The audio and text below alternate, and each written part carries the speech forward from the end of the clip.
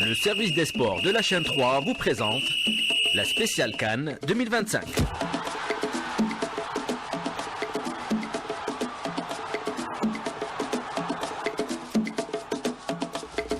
Et c'est parti pour le sport. Bonjour Maman. Bonjour. Oui, le sport avec la Coupe d'Afrique des Nations et les matchs des huitièmes de finale.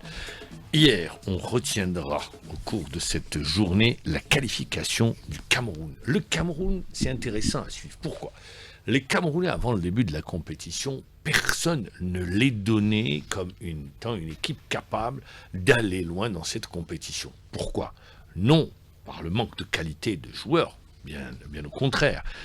Rappelons crise en interne, différence entre, ou disons, opposition entre le bureau fédéral président Samuel Eto'o-Fils, et le ministre des Sports.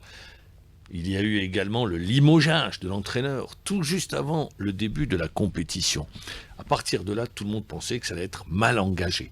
D'autant plus que les Camerounais avaient très mal vécu leur élimination du mondial. À contre-courant, l'Afrique du Sud, une équipe qui monte en puissance, une équipe qui a été remise sur rail par le travail réalisé par Hugo Broos. Rappelons également que les clubs sud-africains rayonnent sur le continent. Hier, on a assisté à une très belle opposition. Victoire du Cameroun, 2-1. Mais une équipe camerounaise qui, sur la fin, a montré une solidité défensive, qui, sur la fin, a su résister aux attaques incessantes des footballeurs sud-africains, des Bafana qui voulaient revenir au score. Ça a failli se faire d'ailleurs.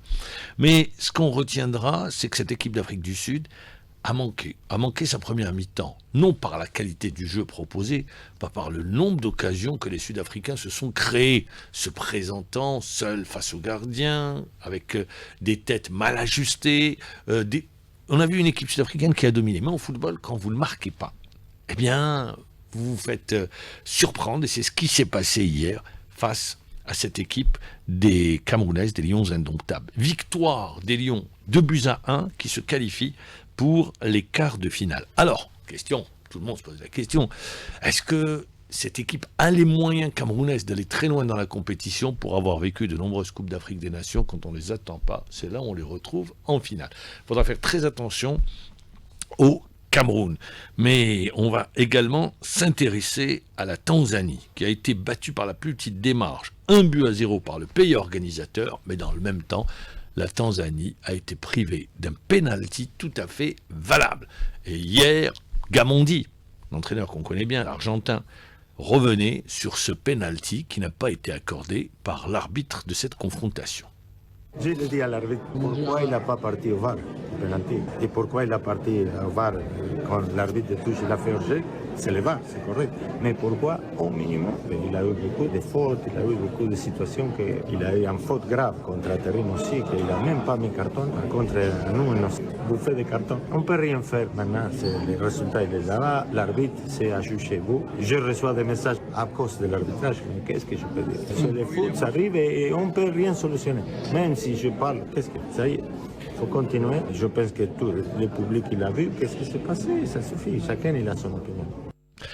Tout le monde a vu qu'un penalty n'avait pas été accordé à la Tanzanie. Mais ce n'est pas la première fois. Pour ceux qui suivent de manière assidue cette Coupe d'Afrique des Nations, rappelez-vous du match pays organisateur Mali, où un penalty avait été refusé aux Maliens. Alors du coup, quand ça se répète, quand c'est récurrent, on a le droit de se poser la question, est-ce qu'aujourd'hui, il n'y aurait pas comme ça une décision qui a été prise de favoriser le pays organisateur ? On va écouter la réponse de notre arbitre, M. Halalchi, consultant. Aujourd'hui, c'est pas normal. Une situation comme celle-là, à côté de l'assistant, l'arbitre il était à proximité de jeu, il y avait la VAR, tous les éléments sont réunis pour prendre des bonnes décisions. Alors, dans le football, c'est pas interdit de toucher un adversaire, mais c'est interdit de tenir, tirer ou bien pousser. Là, c'est clairement, on avait poussé avec l'extension du bras. Pénalité indiscutable pour la Tanzanie. Alors, certainement, ils vont chercher des éléments argumentatifs pour détourner l'opinion, ou bien pour dire que l'arbitre a raison, mais c'est clair et net. Il y avait un pénalité indiscutable. Bon, la pénalty indiscutable. On attendra également la suite de la compétition. pour savoir si ça se confirme une nouvelle fois, cet avantage donné au pays organisateur à travers les décisions d'arbitre. Aujourd'hui, 2 autres huitièmes de finale qui sont au programme. Il y a l'Égypte-Bénin, les Béninois qui font figure de petits poussés dans cette confrontation face au pharaon d'Égypte. Je rappelle juste l'Égypte, 7 fois vainqueur d'une phase finale de Coupe d'Afrique des Nations, je rappelle juste l'Égypte, seul pays africain à avoir gagné consécutivement 3 Coupes d'Afrique des Nations, à savoir 2006, 2008 et 2010, donc c'est tout à fait récent. Une Égypte emmenée par son capitaine d'équipe, Mohamed Hassan, une équipe d'Égypte qui n'a pas convaincu sur les premiers tours, mais qui est capable, sur une deuxième phase, dans des matchs à élimination directe, à hisser son niveau de jeu. Sur ce match, on va écouter l'entraîneur, ancien attaquant de l'équipe égyptienne, Hussam Hassan, qui met en garde contre tout excès de confiance avant ce huitième de finale. C'est un huitième de finale, un match difficile car il s'agit d'un match à élimination directe. Les équipes n'ont plus droit à l'erreur. De l'autre côté, nous avons des atouts à faire valoir. Nous sommes l'Égypte, détenteurs du plus grand nombre de consécrations. On veut à tout prix atteindre un stade très avancé et pourquoi pas remporter le trophée. On va tout faire pour gagner ce match. Nous respectons le Bénin, une bonne équipe qui a le mérite d'avoir atteint ce stade de la compétition, mais nous allons tout faire pour gagner. Les joueurs sont conscients et savent ce qui les attend. Voilà donc concernant l'équipe égyptienne. Les Guépards, eux, abordent la rencontre dans la peau d'un outsider, sachant que ça va être très compliqué face à l'Égypte. Olivier Verdon compte bien surprendre l'Égypte en huitième. Bien sûr, c'est des matchs à élimination directe contre une telle équipe. C'est vraiment motivant pour tout le monde. On a envie de bien faire. On a accompli notre premier objectif qui était de sortir du groupe. Maintenant, on est ambitieux.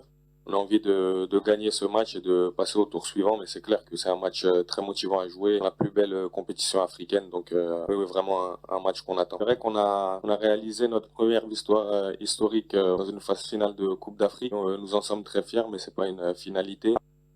Voilà donc pour cette confrontation, je rappelle qu'il n'y a qu'une seule confrontation entre les deux sélections qui a été remportée par les Égyptiens sans surprise. Le vainqueur de cette rencontre sera opposé au vainqueur du match mettant aux prises la Côte d'Ivoire. Au Burkina Faso, la rencontre aura lieu demain. L'autre match de ce lundi va mettre aux prises le Nigeria. Le Nigeria qui a fait un sans faute, 3 matchs. 3 victoires, une équipe du Nigeria avec un potentiel offensif de très très haut niveau, incarné par le duo Victor Osimhen. Osimhen qui fait les beaux jours du Galatasaray, Osimhen qui a fait les beaux jours de Napoli, Osimhen qui a été fortement demandé par les plus grands clubs européens, et de l'autre, Ademola Lookman qui évoluait à l'Inter, qui a permis plutôt à l'Atalanta Bergame et qui avait permis à l'Atalanta Bergame de réussir un super parcours en Coupe d'Europe.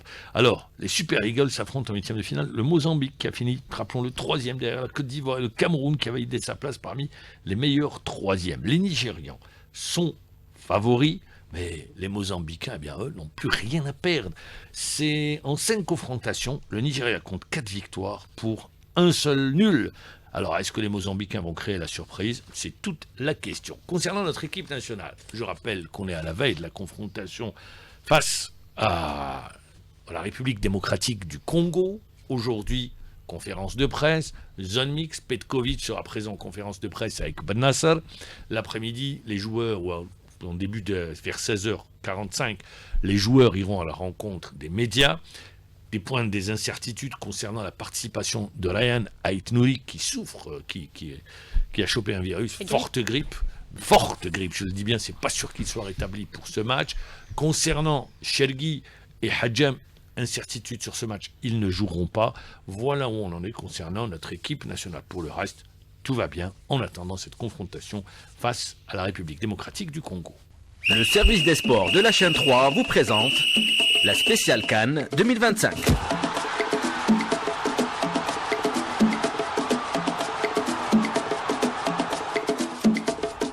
Juste un mot pour rappeler que la Tunisie a été tout simplement décidé de mettre fin aux fonctions de l'entraîneur de l'équipe tunisienne, Trabelsi. La l'équipe nationale également est mise en veilleuse, d'autant plus que ça arrive à 4 mois de la Coupe du Monde. Donc il va falloir prendre des décisions très très rapidement. Mamor, on passe aux 2 matchs de mise à jour. 2 matchs de mise à jour. Le Mouloudia d'Alger qui affronte le CSC aujourd'hui. Match important. Et je rappelle également que la JS Kabylie accueille le Mouloudia Beladiyet Ruisset. La sélection algérienne de handball qui se trouve en stage en Slovénie et prépare le championnat d'Afrique des Nations qui aura lieu à Kigali à partir du 21 s'est incliné face au Koweït 32-25. Prochain match prévu face au Kosovo le 10 de ce mois. Puis le championnat d'Espagne, on retiendra la balade du Real Madrid qui a battu Séville 5-1. Manchester City tenu en échec par Chelsea qui a débarqué son entraîneur. Liverpool qui pensait gagner a fait match nul contre Fulham. Tottenham n'avance pas, fait du surplace. Match nul contre Sunderland. Et puis on retiendra que Manchester United a fait match nul contre Leeds United. 1 but partout. Je rappelle, à partir de 18h, les matchs de Ligue 1 de mise à jour en direct sur les ondes d'Alger 3. Merci beaucoup, Mamor.